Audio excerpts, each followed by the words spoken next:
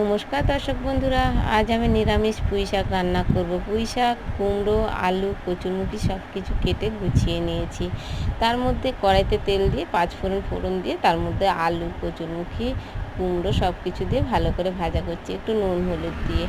ভাজা হয়ে গেলে পরে তার মধ্যে আদা জিরে বাটাটা দিয়ে দেবো, দিয়ে কষিয়ে নিয়ে মশলাটা দিয়ে কষিয়ে নিয়ে ভালো করে এদিক ওদিক নাড়াচাড়া করে পুঁই শাকটাও দিয়ে দিলাম। পুঁই শাকটা দিয়ে এদিক ওদিক নাড়াচাড়া করে পরিমাণ মতো নুন হলুদ দিয়ে এবার জলটাও দিয়ে দিলাম।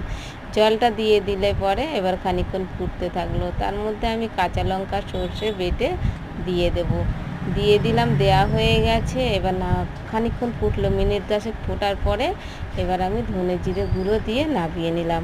যে কি অসাধারণ খেতে হয়েছে! পুঁই শাকের তরকারি পাঁচমিশালি সব কিছু দিয়ে, কচুরমুখী দিয়ে খেতে অসাধারণ। এরকম নতুন নতুন ভিডিও পেতে হলে আপনারা আমার চ্যানেলকে লাইক, শেয়ার, সাবস্ক্রাইব, কমেন্ট করতে ভুলবেন না।